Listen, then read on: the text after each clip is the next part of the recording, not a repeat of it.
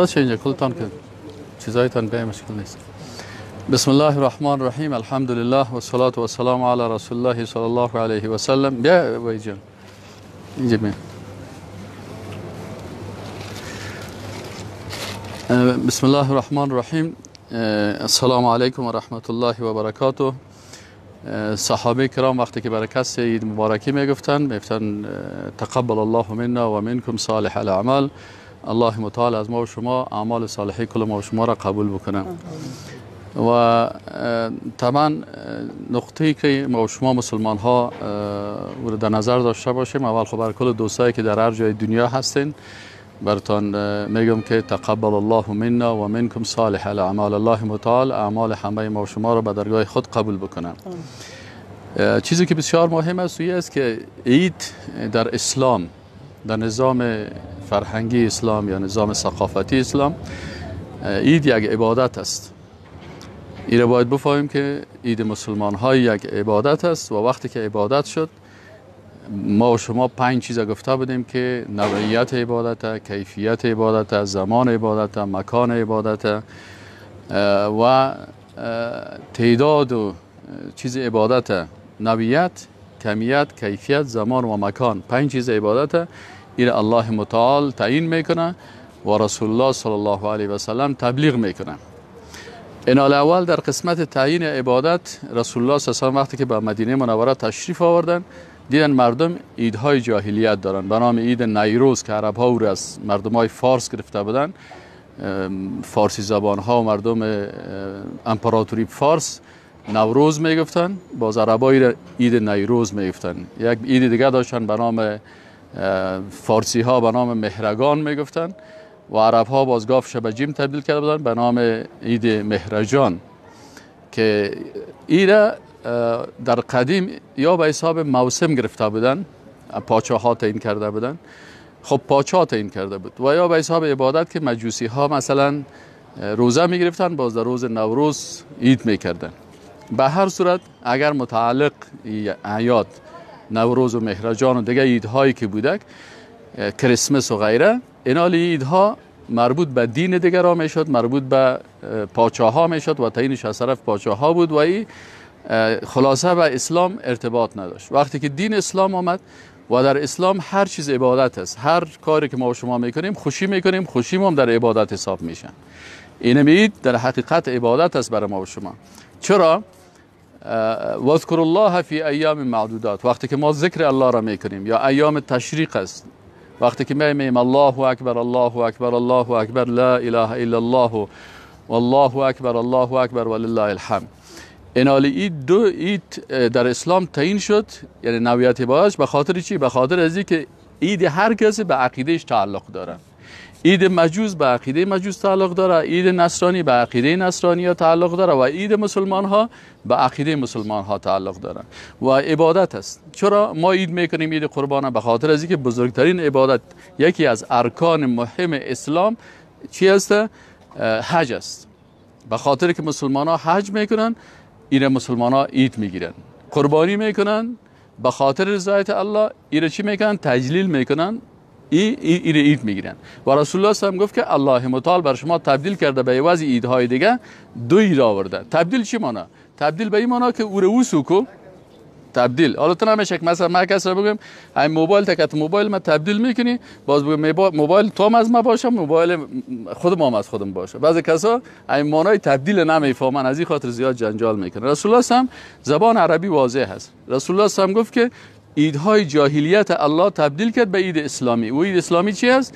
اینمی عید قربان است، عید اضحی هست و عید رمضان. عید رمضان چرا عید میکنیم؟ به خاطر از اینکه مربوط به یکی از ارکان ها. وقتی که ما و شما طفلک بدیم در طفولیت ما، مادر پدر ما برای ما چی میگه که 5 بنای اسلامی به 5 چیز است: اول کلمه، دوم نماز، سوم روزه، چهارم زکات، پنجم حج خانه کعبه شریف. همونطور میگفت.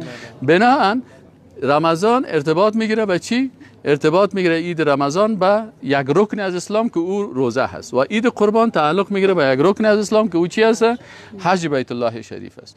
اینال نوعیت عبادت تعیین شد، پس این عبادت شد برای ما و شما.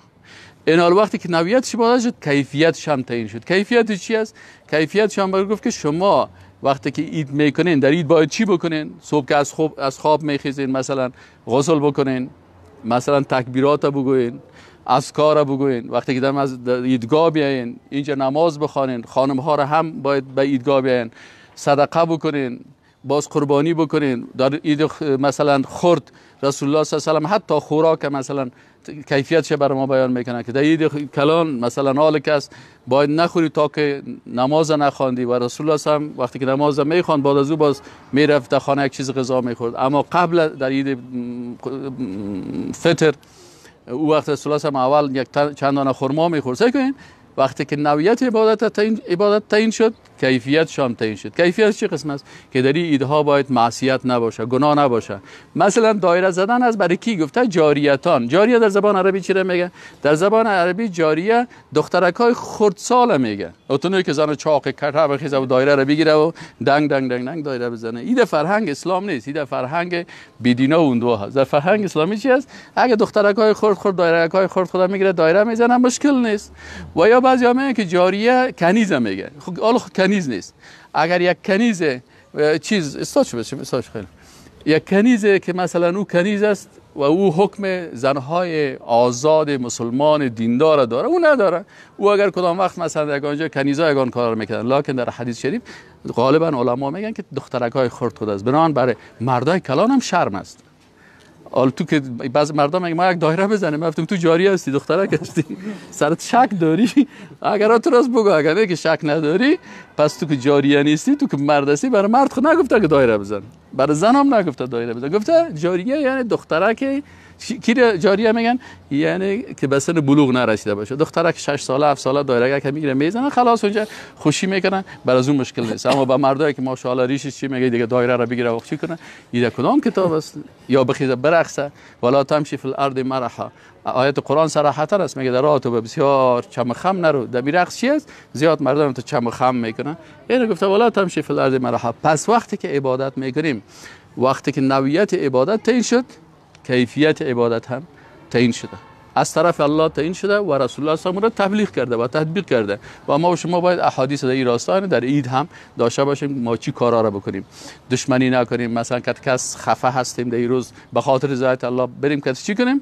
امروز پس آشتی بکنیم. این کلش تعلق میگیره. زمانش مثلا زمان عبادت هم الله تعیین میکنه و رسولش تبلیغ کرده. زمان عید اضحی چه وقت است؟ اینمی ذوالحجه هست. صحیح شده؟ عرفات، روز عرفه، روز اول عید، روز دوم عید، ایام تشریق. یعنی زمان عبادت هم و عید فطر هم زمانش معلوم است که بعد از ختم ماه مبارک رمضان در اول شوال چی میشه؟ عید قربان است. پس زمانش هم تعیین شده است و مکانش هم معلوم است که مثلا ما در کجا نماز بخوانیم. نماز عید باید در صحرای کلان خوانده شود و نمازهای دیگه که مثلا حج در کجا شود مکانش معلوم است. یک نفر میگه والا من میخوام در چخچران برم اونجا حج بکنم. نه برادر، مکان حج معلوم است. اونمو مکه مکرمه هست. حتی مدینه مکان حج نیست. مدینه مکان حج نیست. اونجا اگر کس سفر میکنه به قصد نماز خواندن در مسجد نبوی، چرا که در اینجا در حدیث آمده که قصد مسجد الحرام اگر کس سفر میکنه، مسجد نبوی و یا مثلا مسجد قدس، این سه مسجد باز میره برای عبادت. این حال نوعیت عبادت معلوم شد در نظام فرهنگی اسلام که عیدها روزهای چی است؟ عبادت است. صحیح نه؟ خود عید عبادت است، خوشیش عبادت است، ذبح کردن حیوان چی است؟ عبادت است، تقسیم گوشت چی است؟ عبادت است. متوجه هستین؟ که یک از بغل کشی کردن، دوستی کردن، محبت کردن، او را در آغوش خود گرفتن چی است؟ عبادت است. بین مسلمان ها محبت و صمیمیت باشه چی است؟ عبادت است. پس نوعیت عبادت معلوم شد، زمان عبادت معلوم شد، مکان عبادت معلوم شد، کیفیت عبادت و نوعیتش کلش معلوم شد. الله متعال همه ما و شما را توفیق بده که تمام اعمال خود به شکلی بکنیم که در او رضایت الله باشه و رضایت رسول الله صلی الله علیه و سلم باشه و ما و شما در روز قیامت هم تو در زیر بیرق لا اله الا الله محمد رسول الله صلی الله علیه و سلم حشر شیم. عید همه شما مبارک. تقبل الله منا و منکم صالح الاعمال و السلام علیکم و رحمت الله و برکاته.